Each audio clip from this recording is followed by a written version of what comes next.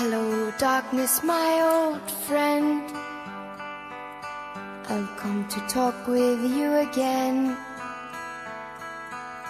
because a vision softly creeping left its seeds while I was sleeping, and the vision that was planted in my brain still remains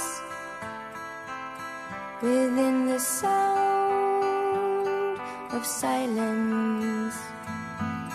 In restless dreams I walked alone, narrow streets of cobblestone, neath the halo of a street lamp. I turned my collar to the cold and damp, when my eyes were stabbed by the flash of a neon light that split the night and touched the sound of silence.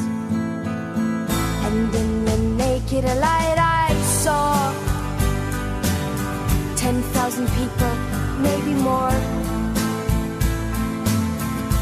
people talking without speaking, people hearing without listening, people writing songs that voices never share, and no one dare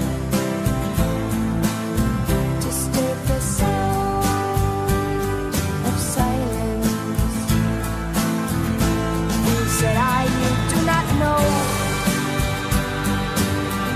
silence like a cancer grows.